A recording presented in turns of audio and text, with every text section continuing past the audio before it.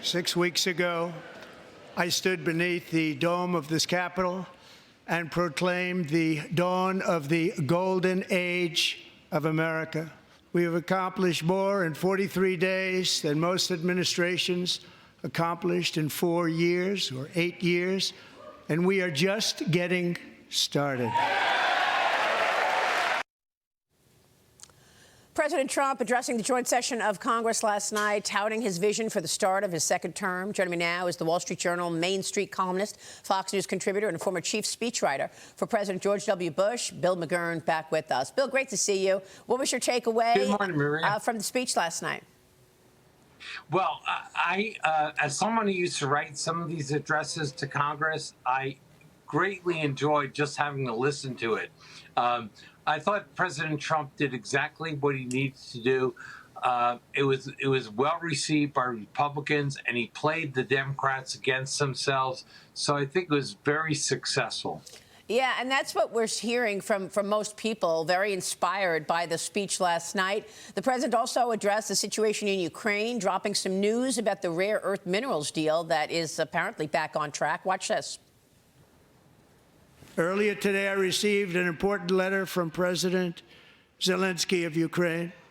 The letter reads, Ukraine is ready to come to the negotiating table as soon as possible. Regarding the agreement on minerals and security, Ukraine is ready to sign it at any time. Simultaneously, we've had serious discussions with Russia and have received strong signals that they are ready for peace. It's time to stop this madness. It's time to halt the killing.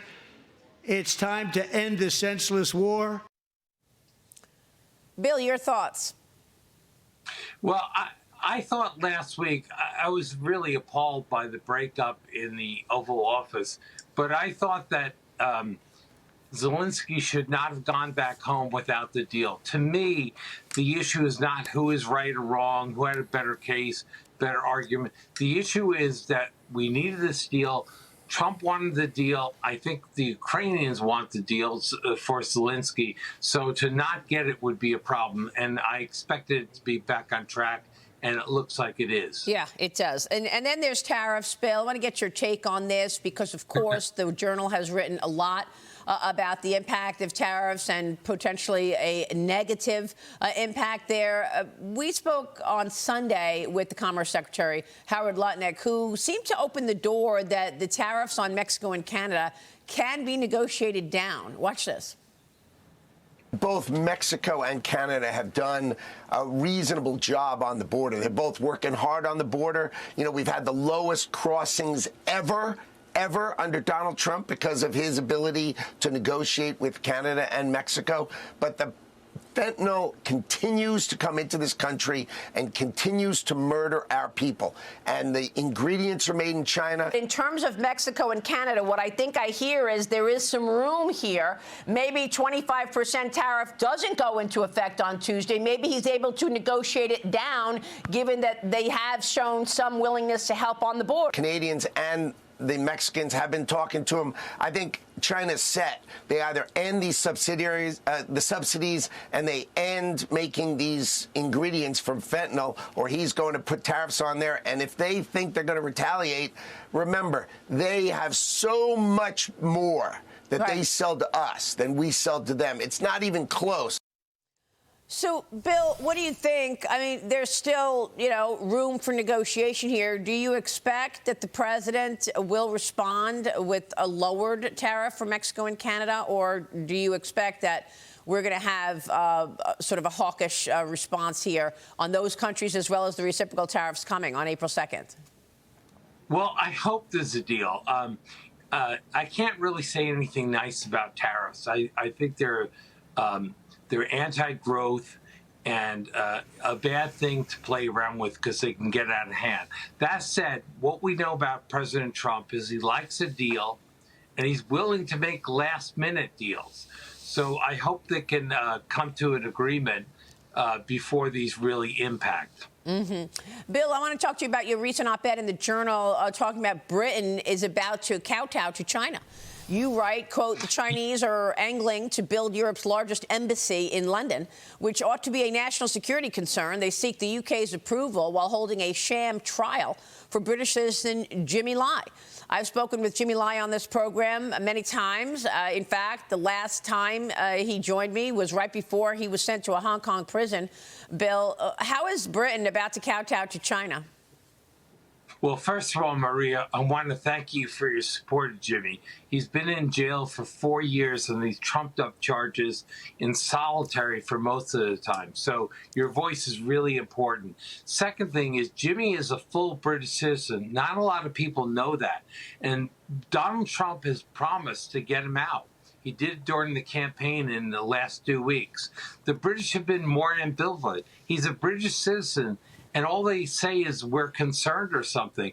And I think that this embassy that China wants to be the biggest embassy in Europe, I don't think we can stop it. But if the prime minister in Britain can't even get something in return, like freedom for Jimmy Lai, I think he's going to look very weak. Why can't anyone stop the embassy? I mean, the British could stop it, can't they? No, they could, but I think the fix is kind of in. Some of the groups that were critical of the embassy, like for national security concerns, the police, they've withdrawn that objection. So there's been a lot of behind-the-scenes work. The only people really opposed now are a few MPs on both sides who worry about China and the human rights activists. But I think it looks like the deal will go through. Well, again, I think, okay, if you're going to do that, let them have that embassy, get something in return, get the freedom of this good man in jail in Hong Kong. Yeah, it's a great point. We'll see if actually that could be something. I don't know that Starmer has been very aggressive in pushing back and saying, look, we need to get something in its place. But do you believe that the UK is clear-eyed as far as China's behavior and what China is trying to do across the world, trying to do power grabs? Yeah, I think they know what's going on. They're desperate to improve trade. And they seem to be willing to do anything. I don't think China is treating them with much respect. Look, China doesn't think it needs to do anything to get this embassy approval. So I think the British just are confirming their third-rate status in the world when they kowtow like this. Yeah. And don't stick up for their own citizens. Yeah. Well, we'll be watching that one. Of course, Sebastian Lai is going to be joining us next week on this program. He's been on as well a number of times, Jimmy Lai's son. But, Bill, I want to get your take, one other take on the economic story, because the GDP now from the Atlanta Federal Reserve is now expecting a contraction in the first quarter. And you know, the Lindsay Group has written about Doge and the potential for Doge to induce a recession.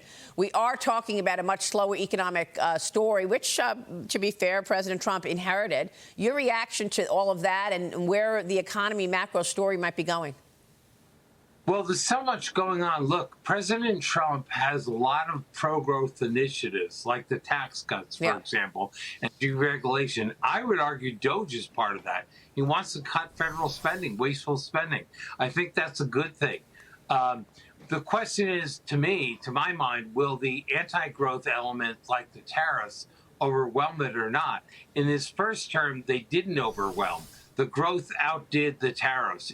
Tariffs may have knocked off a little GDP, but the growth was so big, it didn't really matter. Yeah. We don't know what's going to happen today. Yeah. Clearly, the president is optimistic, and I hope they can get the tax cuts and deregulation through. Yeah, and the deregulation, the tax cuts, and also tapping into energy is also a growth element. Very important. He says, drill, baby, drill. I mean, you're talking about more energy on the market that should push energy prices or oil prices lower. So that's a positive. Bill, it's great to catch up.